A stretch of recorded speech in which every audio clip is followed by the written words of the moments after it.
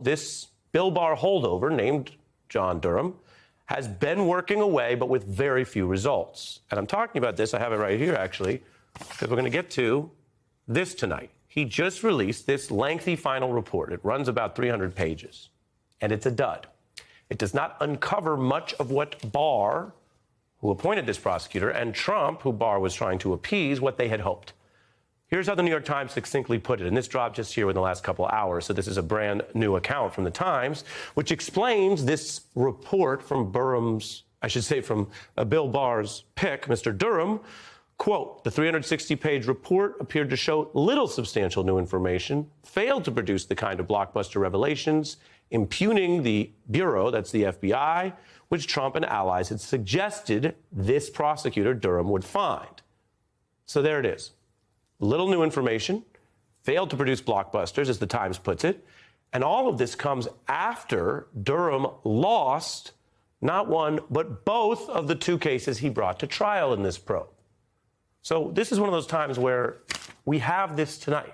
We didn't have it until tonight. We just got it. And although the world's changed, a lot of other things are going on. Now that we have this news, we can compare it. You can compare it with your own eyes and ears and what the Times says to stack against those many, many overheated, emotional, and ultimately untrue MAGA predictions.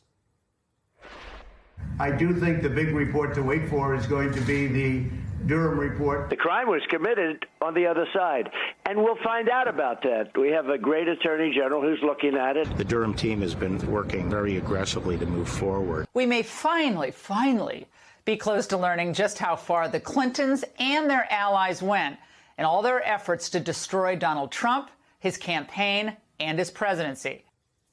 Finally, you take someone who has particularly that brief, that assignment. You give them the awesome powers of not only the DOJ to subpoena, to detain, to get materials on people, to arrest, to indict, to take people to trial. You take all those powers, you run this for several years, and the installation of a special counsel, a term we've all become quite accustomed to because there's been so many. And at the end, here we are today, and this is what you have, a dud. I also mentioned the record because that matters tonight. This prosecutor had one plea bargain and then promptly lost both cases that he brought, 0-2 in court. That is worse than most similar DOJ U.S. attorneys' offices and way worse than Mueller. We could be hours away from the verdict in the trial of Michael Sussman.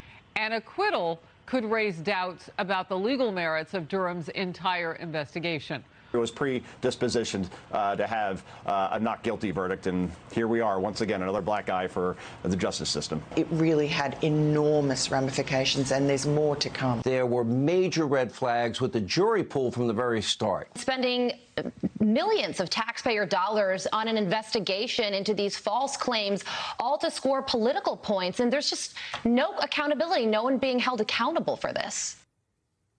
Well, they went down the road to test accountability. I've told you sometimes on this broadcast about parts of the justice system that don't work well, and then other parts that still work. And the jury system, when it is accurately done, when you have a fair jury and a fair trial, you can find that people come together, they sit down. If the evidence isn't there, our jury system can work. And that's what happened each time. Even relatively minor cases were brought out of the Trump Barr special counsel. They lost. They failed when tested in court, despite all of the resources I mentioned.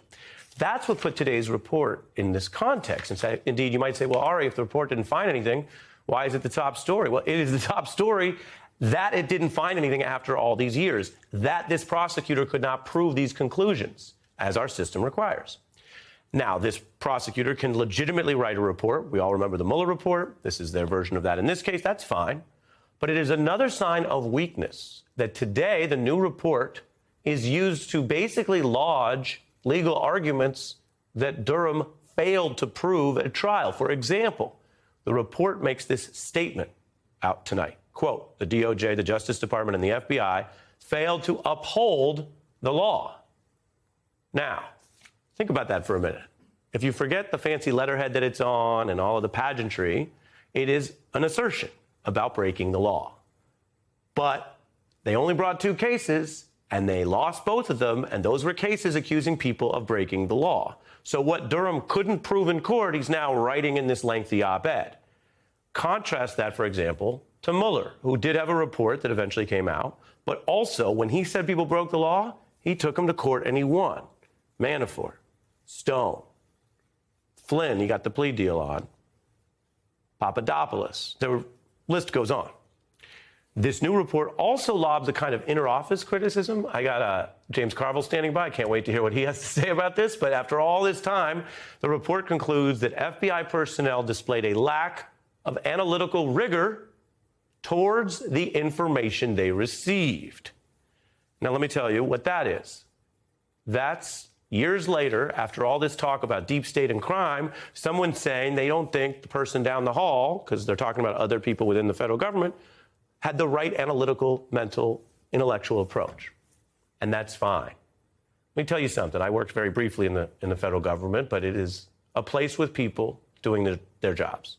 So if you've ever been to any job and you look down the hall and you disagree with somebody's approach or ideas, you might not say, I disagree with Jim's analytical rigor, but you might say something along the lines of you didn't like the way they did their job. And that's fine. That's quite common. It ain't a crime, and they didn't prove one. We also checked, again, we're not reading the whole report to you tonight, but before I bring in our guests, we looked here at which words came up the most in the report. The word bias comes up 43 times, dossier 73 times, probable cause 53 times. And that just tells you how much this report today, 4 years in the making, is obsessed with certain terms that are designed to impugn or attack the way these investigations ran without ever actually delivering the goods to show that anything resulted in the wrong criminal trials. It didn't prove anything against any of Mueller's actual convictions or unearth anything that suggested anybody was out to actually fake or conspire or frame anyone. And by the way, and if you watch this program, I know you know this is true. If you bring me evidence that the DOJ tried to frame a politician or someone to impact the democracy, that's a big story. We're going to cover it. And I really don't care what party they're from. That's just a big story, period. But 4 years in, they failed to do not only that, but to even come out with any convictions at trial.